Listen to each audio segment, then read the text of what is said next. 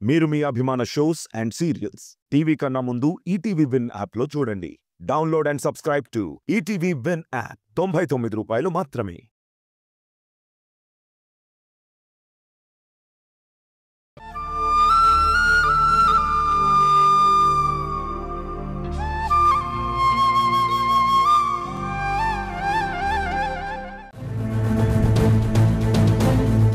ఒక్క మాట మాత్రం నిజం బావా, నేను ధరణిని వేధించాలనో, ధరణి జీవితం నాశనం చేయాలనో దాని వెంట పడలేదు.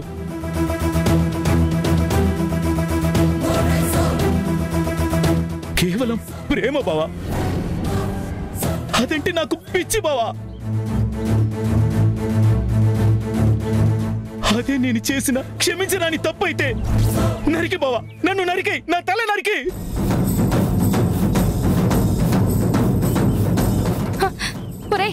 ఏంట్రా మాటలు కేశవా? అక్క నువ్వు మాట్లాడకు.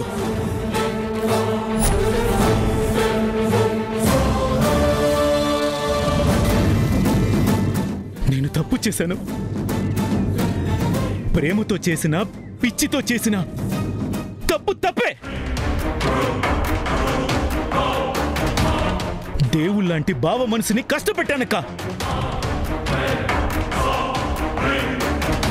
అందుకే నా మూలంగా ఎవరైతే బాధపడ్డారో వాళ్ళ చేతులతోనే నేను శిక్ష అనుభవించాలి. నరికి బావా, నన్ను నరికి.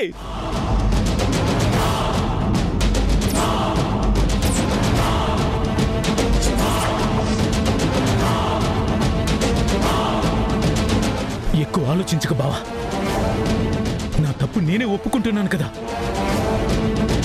నాలాంటి పాపాత్ములకి ఈ భూమి మీద బతికే హక్కు లేదు.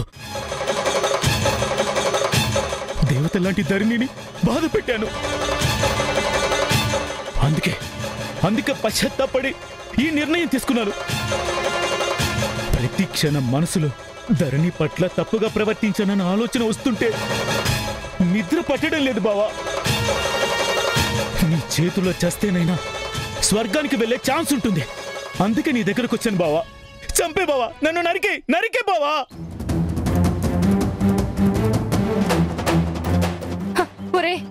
ఏంట్రా ఈ పిచ్చి మాటలు? ఆయన నిన్ను చంపడం ఏంట్రా? చూసారండి, వాడు దుర్మార్గుడు, తాగుబోతూ, రౌడీ అని ఎన్నన్నా కూడా వాడికి మనసుందండి. వాడి తప్పు వాడు తెలుసుకున్నాడు. ఏదో మత్తులో మాట్లాడతాడే గాని వాడికి మీరంటే చాలా గౌరవం ఉందండి. మన కుటుంబం మీద ప్రేమ, ఆపేక్షలు ఉన్నవాడు.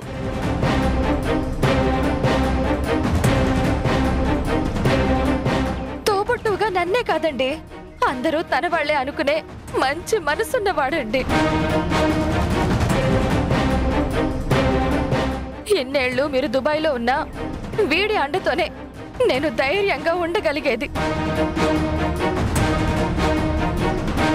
మా అవసరాలన్నీ ఒక పని మనిషిలాగా తీర్చాడు. బాలు ఏమో చిన్నవాడు, నేనేమో ఆడదాన్ని. కేశవ ఈ ఇంటి మగదిక్కుగా ఉండి ఎంత ఆదుకున్నాడో మీకు తెలుసా? అలాంటి వాడు చేసిన తప్పు గ్రహించాడు. ఇవాళ పశ్చాత్తాపడుతున్నాడు. వాడిని క్షమించండి ప్లీజ్ అండి, దయచేసి క్షమించండి. నన్ను క్షమించమని నువ్వు అడగద్దక్క. నా తప్పు నేను ఒప్పుకుంటున్నాను. నన్ను క్షమిస్తే బావగా నన్ను క్షమించాలి, లేకపోతే నన్ను చంపేయాలి. అంతే. నా మీద కోపం తగ్గకపోతే చంపే బావా, చంపే.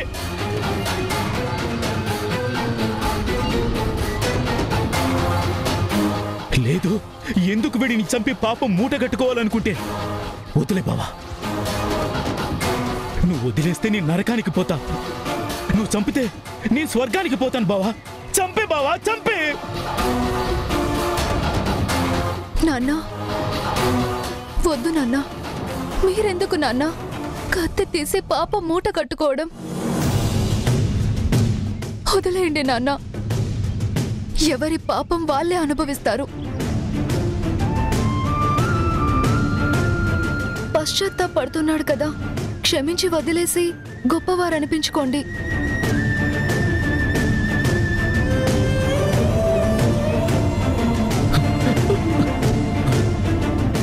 ఒరేయ్, నువ్వేదో పశ్చాత్తాపడ్డాను, పాపాత్ముణ్ణి చంపి నన్ను పుణ్యలోకాలకు పంపించాను అనగానే నమ్మేస్తాననుకున్నావా? నీ దొంగ మాటలు, దొంగ వేషాలు నాకు తెలియనివి కావు.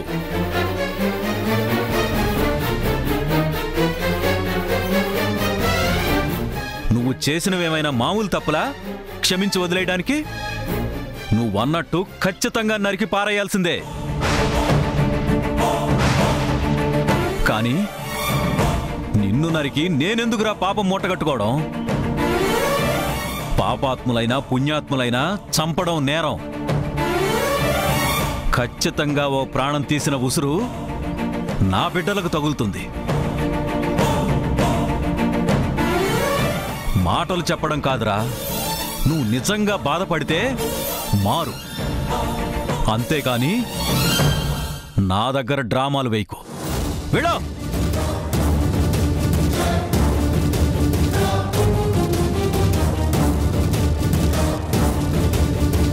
చిన్నా చితక తప్పైతే పోనీలే అని వదిలేసేవాణ్ణి. కాని నా కూతురి బతుకు నాశనం చెయ్యాలని చూస్తే నిన్నెలా క్షమిస్తాన్రా? తెలుసు బావా, కానీ నేను తెలుసుకున్నాను. అందుకే ఇంకెప్పుడు అలా చేయనని నీకు మాట ఇవ్వడానికే వచ్చాను బావా.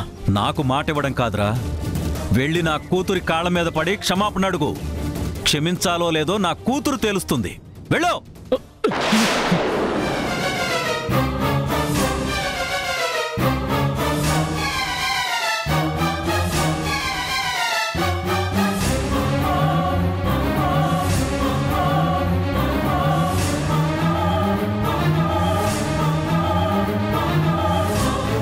క్షమించమ్మా, క్షమించు. వాడు చేసిన తప్పుకి వాడే క్షమాపణ అడుగుతున్నాడు. అది అడగడమే న్యాయం. అందుకే మీ నాన్న చెప్పాడు. పశ్చాత్తాపడుతున్నాడు, ఇంకెప్పుడు అలా చెయ్యను అంటున్నాడు కదా. అవును ధరణి, నా మీద ఒట్టేసుకుని చెప్తున్నాను, ఇంకెప్పుడు నిన్ను బాధ పెట్టను. నన్ను క్షమించు ధరణి. చిన్నదాన్ని నేను క్షమించడం ఏంటి మావయ్య? నీ తప్పు నువ్వు తెలుసుకున్నావు కదా, అది చాలు.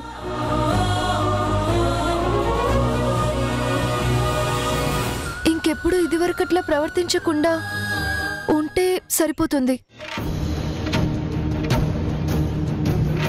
కానీ మళ్ళీ తప్పు చేసావనుకో, ఈసారి నాన్న కాదు, నేనే నీ మీద పోలీస్ కంప్లైంట్ ఇస్తాను. ఒట్టు ధరణి, ఇంకెప్పుడు అలా చేయను.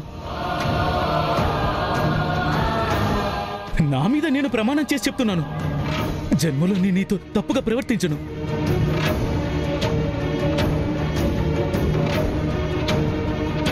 అలాగే మావయ్య.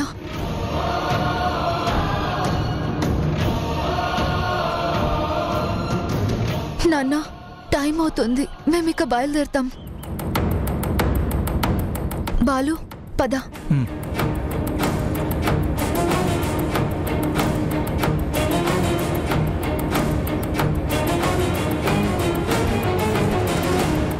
ఇక నుంచైనా ఒళ్ళు దగ్గర పెట్టుకుని జాగ్రత్తగా ఉండు.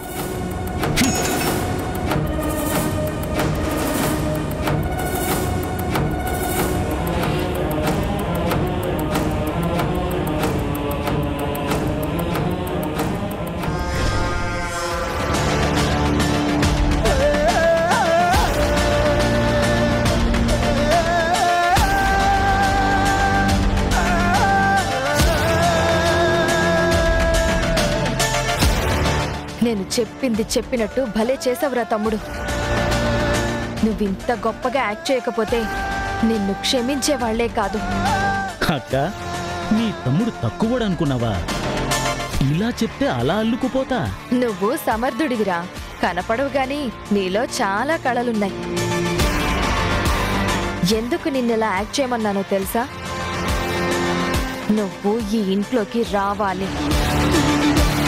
నువ్వు ఇంట్లో కలుపుగోలుగా మెసలకపోతే ధరణితో నీ పెళ్లి జరగడం కష్టమవుతుంది. అర్థమైందక్క, అర్థమైంది. కానీ నిన్నటి నుంచి ఆలోచిస్తున్నానక్క, అసలు ఆ తల్లి కొడుకులకి ఈ ఇంటి మీద ఆ ధరణి మీద ఎందుకు కన్ను పడిందా అని. అది అరే, నీకు పెళ్లి కావాలా, వివరాలు కావాలా? నీకు ఎలా ఆ ధరణి మీద పిచ్చో అలాగే వాడికి కూడా కలిగిందేమో. నువ్వు బాగా కనిపెడతావక. నువ్విలా హింటిస్తూ ఉండు, నేనలా అల్లుకుపోతూ ఉంటా. కానీ అసలు నీకు వాళ్ళ మీద డౌట్ ఎందుకు వచ్చిందక్క? అది ఆ ధీరజ్ గాడిని చూస్తే కాస్త ఫ్రాడ్ లాగా డౌట్ వచ్చిందిరా. వాణ్ణి కూడా అంత తేలిగ్గా వదలొద్దు. దీని ముందు వాడి నిజస్వరూపం బయట పెట్టేయాలి. ఏమంటావురా తమ్ముడు? కరెక్టే అక్క నువ్వు చెప్పేది. అప్పుడే ఇది వాడికి దూరం అవుతుంది. వాడు దీన్ని చూడ్డం మానేస్తాడు. అవునరా, అయితే నువ్వు నేను చెప్పినవన్నీ చెయ్యాలి. చెప్పక్క, నువ్వు ఏం చెప్తే అది నేను నిమిషాల్లో ఫాలో అయిపోతాగా.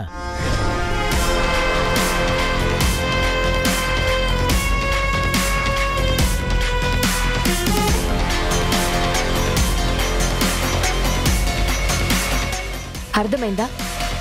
డన్నక్క.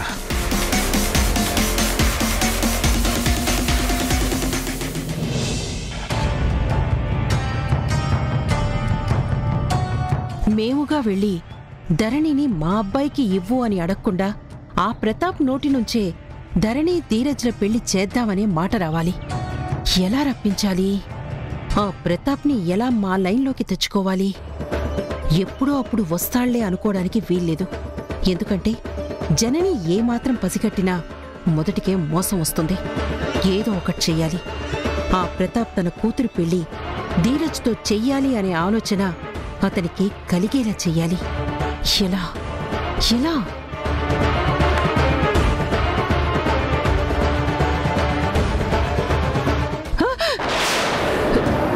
నువ్వా? నేనెవరో అనుకున్నాను. ఎవరైతే మాత్రం ఎందుకంత ఉలిక్కి పడ్డాం? ఏదైనా క్రిమినల్ ప్లాన్స్, క్రికెట్ ఆలోచనలు చేస్తున్నావా? రేయ్, ఏ మాటలు రావి? ఏం మాటలేంటత్త, ఉన్న మాటలే. మేనత్తవి, పైగా నీకంటే గొప్పగా ఆలోచించే తెలివితేటలు వచ్చాయని నువ్వేగా అన్నావు. నీ గురించి నాకు తెలియందే ఉంది. అసలు నువ్వు నీ జీవితంలో ఎప్పుడైనా మంచి ఆలోచన చేసావా? ఎవరికైనా మంచి చెయ్యాలని గాని, సాయపడదామని గాని నీ మనసు కనిపించిందా? అయ్యో పాపం అనే మాట నీ నోటి నుంచి వినిపిస్తుందా? స్వార్థం స్వార్థం, అవతల వాళ్ళ మంచితనాన్ని ఎలా క్యాష్ చేసుకోవాలని చూస్తావు. ఏంట్రా, ఏంటి చాలా ఎక్కువగా మాట్లాడుతున్నావు? నాకు పెత్తనాలు చెయ్యాలనేం లేదు. ఎవరి బలహీనతల్ని, మంచితనాన్ని క్యాష్ చేసుకోను. ఆహా, అవునా? అందుకేనా అమ్మని నాన్నకి 2 సార్లు దూరం చేశావు? హాస్పిటల్ మేనేజ్మెంట్ చేతిలోకి తీసుకున్నావు? నువ్వెందుకు ఇదంతా చేస్తున్నావో తెలుసుకోలేనంత అమాయకుణ్ణి కాదత్తా.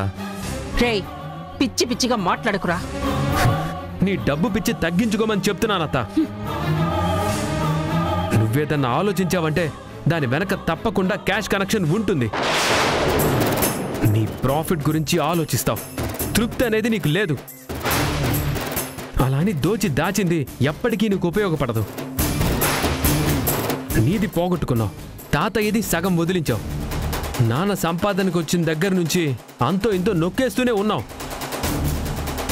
ఒరే, చాలా ఎక్కువగా మాట్లాడుతున్నావురా. ఎక్కువ తక్కువ తర్వాత చూద్దు గాని నాన్న, అమ్మ, మావయ్య, చిన్న, మధులు అందరూ అయిపోయారు. ఇప్పుడేంటి కొత్తగా ఈ మధ్య పరిచయమైన ఆ ధరణి బాలుల చుట్టూ ప్రదక్షిణలు చేస్తున్నావు? వాళ్ళతో ఏదో క్లోజ్ కనెక్షన్, ఇంటిమేట్ రిలేషన్ పెంచుకుంటున్నట్టున్నావు. ఏంటి సంగతి? వాళ్ళు ముందు అమ్మకి పరిచయం, ఆ తర్వాత నాకు పరిచయం. మా పరిచయస్తులందరూ నీకు శత్రువులు కదా. మరి నువ్వెలా వాళ్ళతో పరిచయాలు పెంచుకుంటున్నావు? ఏమన్నా దొంగ దెబ్బ తీయాలని చూస్తున్నావా? అయ్యో అయ్యో అయ్యో అయ్యో, ఎందుకురా ఎందుకురా నా మీద అన్ని నిందలు వేస్తున్నావు? వాళ్ళు నీకు పరిచయం అయ్యారు, తర్వాత నాకు పరిచయం అయ్యారు. నీకు ఫ్రెండ్స్ అయితే నాకు ఫ్రెండ్స్ కాకూడదా? పైగా వాళ్ళది మిడిల్ క్లాస్ ఫ్యామిలీలా ఉంది. పిల్లలిద్దరూ చదువుకుంటున్నారు. ఏదో మంచి చెడ్డ చూసి చేతనైనా సహాయం చేద్దామని. ఆహా, సహాయం చేద్దామని ఆలోచన వచ్చిందా నీకా? ఏంట్రా, మరీ అంత వెక్కిరింపుగా మాట్లాడుతున్నావు? ఆ పదం నీ క్యారెక్టర్కి సూట్ అయ్యేది కాదు, అందుకే డౌట్ వచ్చింది. నీకు మంచి ఆలోచనలు రావడం అంటే ఓ కొత్త వింతే. నువ్వు మారి మంచిగా ఆలోచించేలా తయారైతే నీ ఆశకి ఎవ్వరూ బలికారు. అదొక గుడ్ సింబల్. నీ మాటల్లో 1% నిజం ఉన్నా ఓకే, కానీ అంతకు మించి వేరే ఆలోచన చేసి వాళ్ళకేమన్నా నష్టం తలపెడితే మాత్రం ఈ తరుణ్ ఊరుకోడతా. చిన్న మధులు ఎలాగో వాళ్ళు నాకు అలాగే. నీ మూలంగా వాళ్ళకేమైనా ప్రాబ్లం వస్తే మాత్రం ఫేస్ చేయడానికి నేనున్నానని మర్చిపోకు.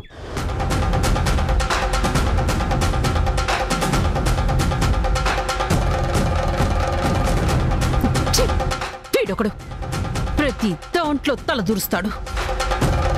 వీడికి గాని ధీరజ్ ధరణిల పెళ్లి చేసే ఆలోచనలో ఉన్నానని తెలిస్తే గ్యారంటీగా అడ్డుపడతాడు. ఏదో ఒక ప్రాబ్లం క్రియేట్ చేస్తాడు.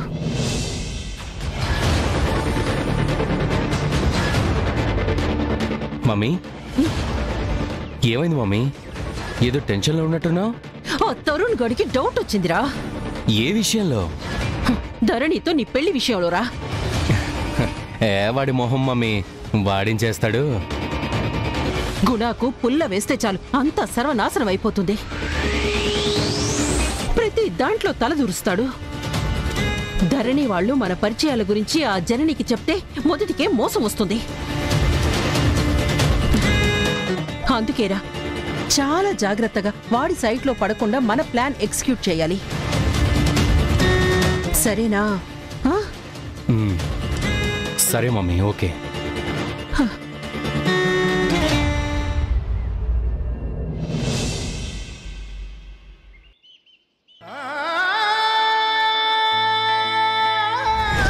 ఏ వైపుకు సాగుతో గుణ ఏమైంది?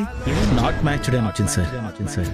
ఎటువైపో నీ పాదం పయనించెనా, కలగన్నా కాలమేదో సమీపించినా, ఇంకా నీలోన నీకు ఇదేం యాతన, నిలకడగా నువ్వు నీతో లేనంటూ అలా ఎక్కడికి పరుగు, ఎక్కడుంది నీ వెలుగు, ఎక్కడికి నీ పరుగు, నీ మనసుని అడుగు, ఎక్కడికి నీ పరుగు, ఎక్కడుంది నీ వెలుగు, ఎక్కడికి నీ పరుగు, నీ మనసుని అడుగు.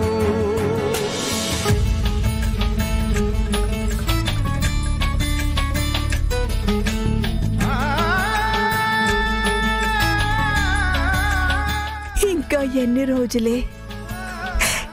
రోజులు ఇలా కూర్చొని మౌనంగా నీలో నువ్వే రోధిస్తూ ఉంటావు. కన్నీటికి కష్టాలు కరిగిపోతాయా? సమస్యలు తీరిపోతాయా? బాధ దూరం అవుతుందా? మనసు తేలిక పడుతుందా? ఏడ్చేం ప్రయోజనం లేదే. ఏదైనా ప్రయత్నం చేస్తేనే కాస్తో కూస్తో మనశ్శాంతి దొరుకుతుంది. నీ అనుకునే నీ వాళ్ళు ఎంతమంది ఉన్నా నువ్వు ఒంటరి దానిలా దిక్కులు చూస్తూ నీలో నువ్వే కుమిలిపోతుంటే ఈ ముసలి తల్లి నీ బాధ చూడలేకపోతుంది. ఎన్నాళ్ళీ రోదన వేదన, నిన్ను ఓదార్చడం కూడా నాకు చేత కావట్లేదే. నీ మనసుని నువ్వే సమాధానపరుచుకోవాలి. నీకు నువ్వే ధైర్యం తెచ్చుకోవాలి. బాధించే ఆలోచనల నుంచి కాస్త నువ్వే బయటపడవే. ఒకసారి ధరణికైనా ఫోన్ చేసి మాట్లాడు. మీ మధ్య ఉన్న బంధం, దాని మంచితనం, దాని మాటలు నీ మనసుని కుదుట పడేలా చేస్తాయి. ఏం మాట్లాడమంటావు? వాళ్ళెవరూ పరాయి వాళ్ళు కాదు కదే, నీ కన్న పిల్లలే. ఎన్నాళ్ళు వాళ్ళ కోసం తప్పించిపోయావు. ఇప్పుడు వాళ్ళెవరో నీకు తెలిసింది కదా. వాళ్ళతో మాట్లాడాలి, వాళ్ళని చూడాలి అని నీకు అనిపించట్లేదా? వాళ్ళని దగ్గరికి తీసుకోవాలని, గుండెలకి హత్తుకోవాలని, మనసారా అమ్మ అని పిలుచుకోవాలని నీకు లేదా? అదే మాటమ్మా. కన్న పిల్లల్ని చూడాలని, అక్కున చేర్చుకోవాలని ఏ తల్లికి ఉండదు చెప్పు? ఉన్నదానివైతే ఇలా ఒంటరిగా కూర్చుని ఎందుకు ఏడుస్తావు చెప్పు? వెళ్ళు, వెళ్ళి ఒకసారి ధరణి, బాలుని చూసిరా. వాళ్ళతో కాసేపు కాలం గడిపి అంతో ఎంతో గుండెల్లో ఉన్న బాధని దించేసుకుని తేలిక పడి రావే. వాళ్ళిద్దరూ నా మనవడు, నా మనవరాలు అని తెలిసినప్పటి నుంచి నాకే వాళ్ళని చూడాలని ప్రాణం లాగుతోంది. నువ్వెలా చూడకుండా ఉండలేకపోతున్నావే? చూడాలని నాకు ఉందమ్మా. అతిగా ఆరాట పడితే వాళ్ళు అనుమానిస్తారేమో అన్న బాధ, వాళ్ళేమన్నా అనుకుంటారేమో అనే ఆలోచన. ఎప్పుడెప్పుడు నిజం చెప్పి వాళ్ళని పొదివి పట్టుకొని ముద్దాడాలని మనసు ఆరాట పడుతుంది.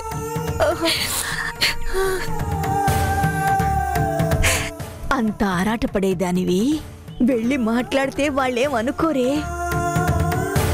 నువ్వు వెళ్ళి వాళ్ళని కలిసిరా.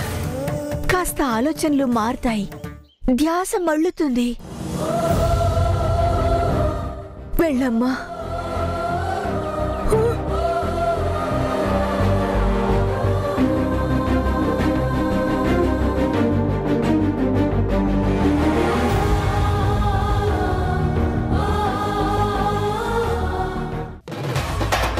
అమ్మా, జనని అత్తయ్య కూడా ఇక్కడే ఉంది. జనని గారు అలా బిహేవ్ చేస్తున్నారేంటి? జనని అత్తయ్య అసలు క్యారెక్టర్ ఇది.